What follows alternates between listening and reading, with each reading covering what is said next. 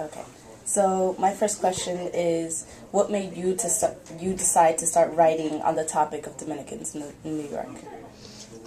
Well, when I came to the Dominican Institute, I came as a college work study student, and I just fell in love with the culture. I'm Dominican myself, and to know how to research about Dominicans, to know that we have information here, and because I created the library when I came, there was no library, so to beginning to put everything together in an organized manner, so other people could see that, for me it was like the best experience, and that's why I decided to study library sciences and to become the Dominican librarian. So that's why I began to write about it, because I wanted more people to know what was going on with our culture, with our people, our Dominican experience here in the United States. Wow, that's great, because starting from a work study and working your way up, I think you've accomplished a lot. Absolutely, and I'm very happy and very proud, of belonging to the Dominican Institute. Absolutely. So, could you comment on the recent migration of Dominicans from Washington Heights to other areas of New York? I love that question. Yes, and you have noticed.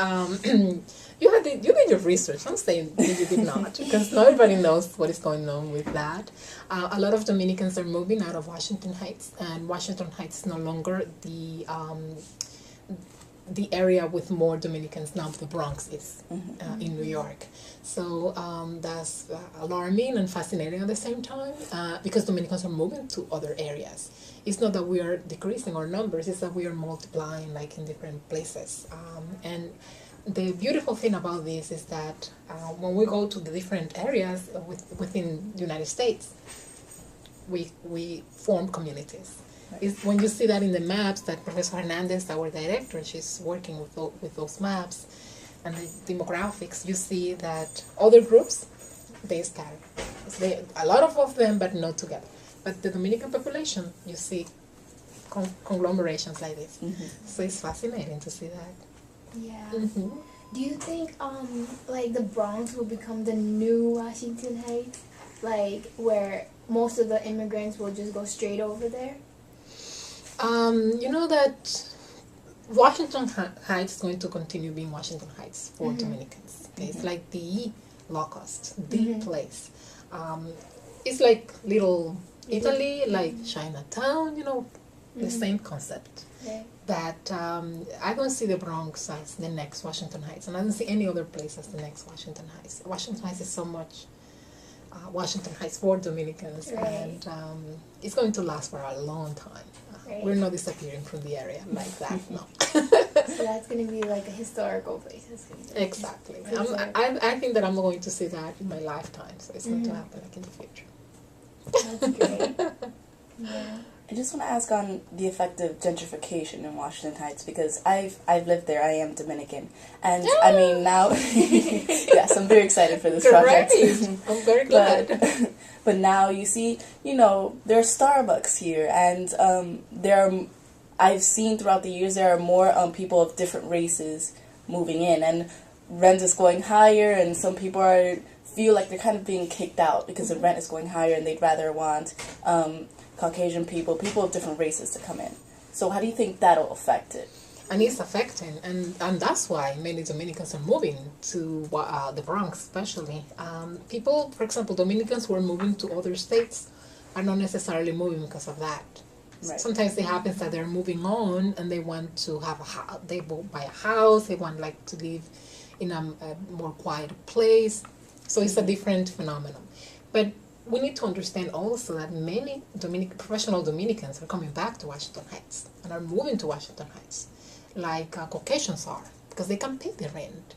So we have to see that phenomenon as well. It's not just negative, but a lot of professional Dominicans are coming back to their roots. And I don't know if you have heard about Soledad. It's a book written by Angie Cruz. I really recommend it. Okay. And it's that. She talks about how she was raised in Washington Heights, how she wanted to disconnect herself from the neighborhood, not coming back to it at all.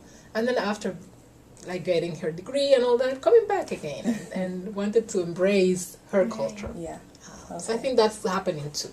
But of course, gentrification is having an impact in not only with Dominicans, but with many other groups. Here in Harlem, if you go to 125th, it used to be such a desolated area, or a lot of issues with violence and all that. But now you see it. You see the New York Exports Club there. You see all these fancy, because Clinton came, Bill Clinton came, and he has his office there. So everything changed around that. So it's good in a way, but what is happening with the people that used to live there? They're being displaced. Where are they going? That's the question. Okay. Let's see. So one question which I think will pertain a lot to you is about education and how Dominican children are getting education here. And although I know we are progressing a lot, we do tend to not get as high professional jobs as a whole. I just want to know, why do you think that is? Yes, Migdalia, that's Migdalia, right? Maridalia. That's happening. And that, again, City College, for example, because I work here, we have city facts every year. We have these statistics of the people who come here, the students who come, the student population.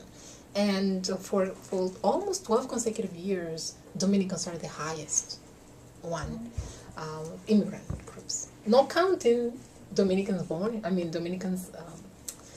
people of Dominican descent, right? People who was born here and their parents are Dominicans. So we're the number one, and we see that. But what is happening is that no many Dominicans are graduating. That's the other issue. And as you said, they graduate from a BA, but they don't go on. So that's why they cannot get higher positions. So that's something that we want to really tackle, the Dominican Institute, especially Professor Ramona Hernandez. She's very active, and she's trying to get scholarships, fellowships for Dominicans, because the issue is because we have found out that these students, they have to go to work, they have sometimes to go to jobs, and at the same time come here as a full-time because they cannot afford. And then what's going on? They cannot do well. And if we can get help for those students, it will be the best. But it's you're right. It's something that we need to work on, and education is a key for a community to go on. Absolutely. So one more thing I'd like to think about is how the Dominican population affects the Dominican Republic, the island, and how I know economically there's a big resource that they rely on here, but also culturally and socially, how these two kind of different cultures have integrated and they're still so connected. We are connected, but at the same time, we already know that we have established a community here. And one of the things that I love to share with people is that before, for example, the Dominican political parties, they used to come here, right? Because each one of them has branches here in the United States, especially in New York. So they used to come here and they used to ask for money, right? They took a lot of money out of the Dominican population here, no problem. But lately, when they come, now we have elected officials here. We have people who represent us here in the United States, especially in New York. And they say, okay, you come to ask for money, what are you going to give us back? It's different. It's such a different dialogue, such a different way of perceiving, what is going on. And like, we are an established community here. We love our country. We love our homeland. Well, some of us are not going back to live there anymore. But we want to keep the connection. But at what cost? And that's a dialogue that is going on with Dominicans living here and there. And also one of the things that I say, and sometimes I say they're going to kill me in the Dominican Republic. But here, for example, the Dominican community, especially the Dominican community in education or in academics, we're rewriting history. Absolutely, because we are looking at the history in another way, with other eyes, not only history but socially, culturally. We go back to the Dominican Republic with another concept of race, ethnicity. And if you are Dominican or your parents are Dominican, you know the sometimes the discourse, the racial discourse.